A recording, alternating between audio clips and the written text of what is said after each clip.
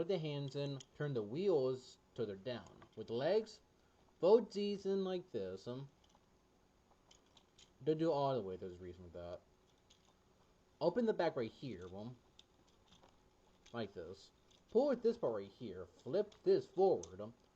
Now, what you gotta do is make this hinge snake go this way, turn the legs this way. Next is move all this way back here, flip this part, and then move all of this. And make sure this butt plate right here, is folded in. Because there's a reason for that. Plug the legs in,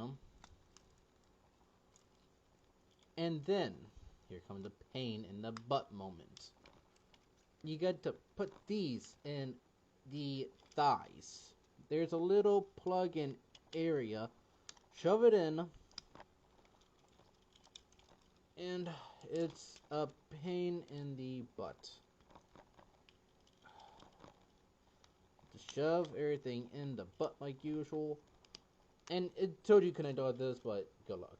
Then you get these little plugs right here. There you go. You got your field mode.